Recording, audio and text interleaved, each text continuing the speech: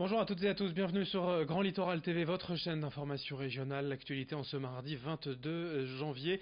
D'abord, comme d'habitude, mais surtout aujourd'hui, vos prévisions météo à la une avec cet épisode neigeux, bien évidemment, en ce mardi. Pour faire un rapide résumé, c'est d'abord du côté du littoral de la Manche, à Étaples ou à Boulogne, que l'on a vu les premiers flocons entre 5 et 6 heures du matin. La perturbation a ensuite rejoint l'intérieur des terres, vers l'Audomarois, vers la Flandre, puis vers la métropole lilloise vers 8 heures.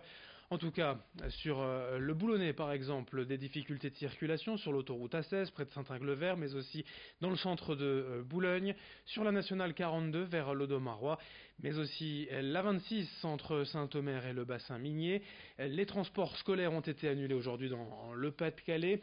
Difficultés de circulation, rappel également de prudence bien évidemment.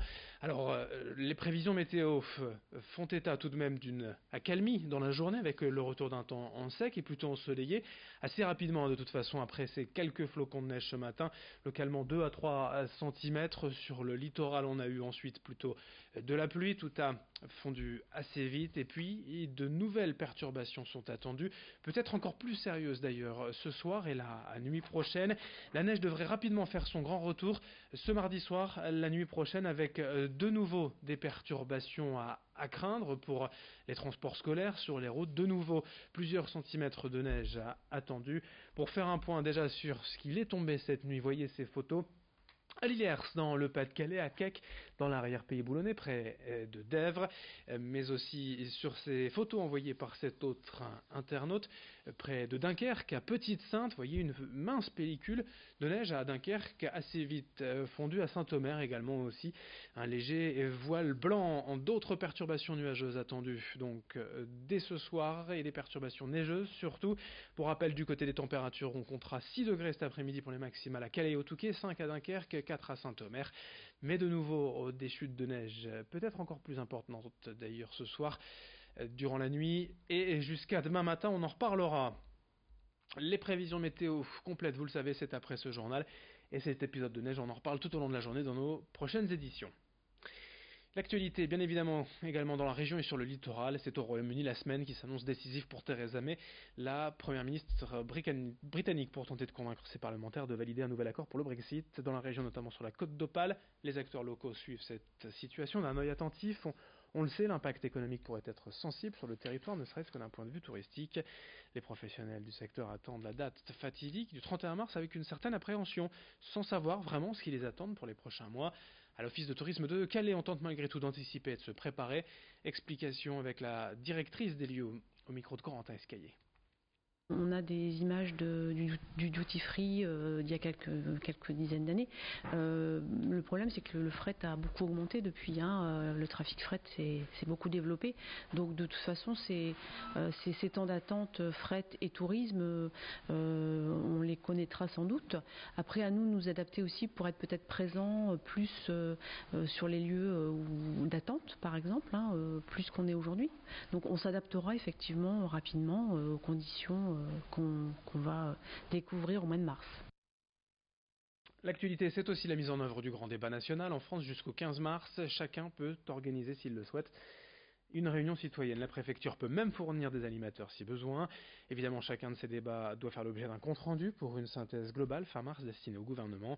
Pour l'instant, une petite dizaine de réunions ont été recensées par la préfecture, mais ce n'est que le début, tout reste à faire.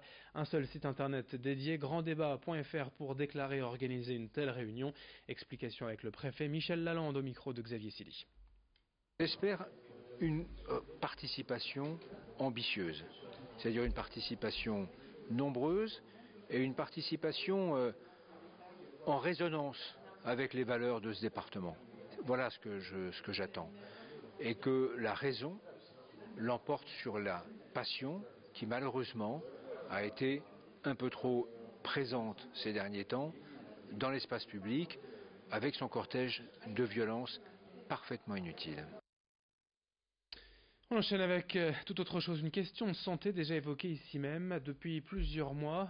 Des petites douilles argentées servant normalement au siphon de chantilly se retrouvent parfois dans les caniveaux ou sur les trottoirs en ville.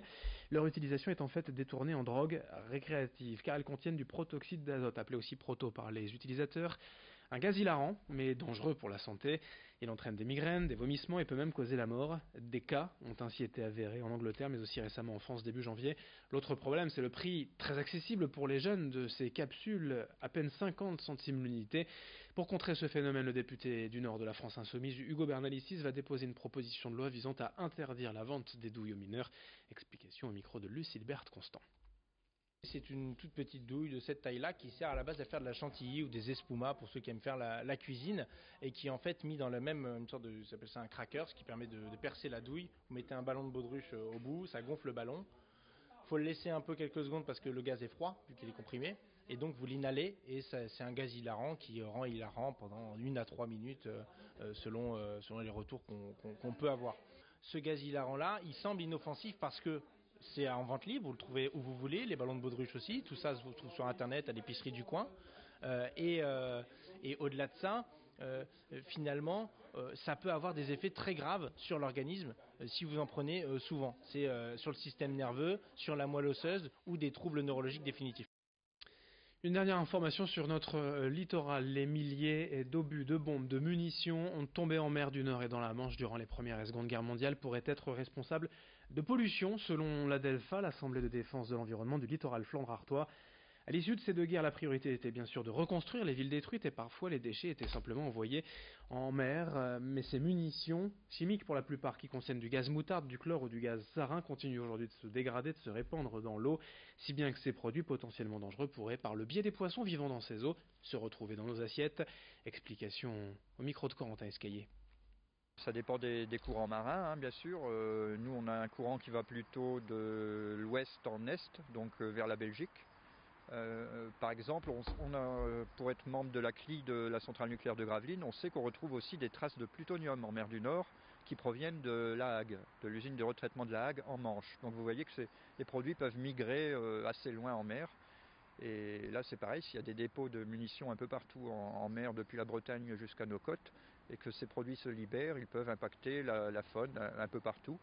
Et on ne sait pas trop, au gré des courants, où ces produits toxiques peuvent aller se diffuser. Fin de ce journal, d'autres infos et notamment vos prévisions météo, c'est important car de nouveau de la neige est attendue ce soir. Avant cela, une accalmie dans la région. Merci d'être en notre compagnie sur Grand Littoral TV, l'info continue dans un instant.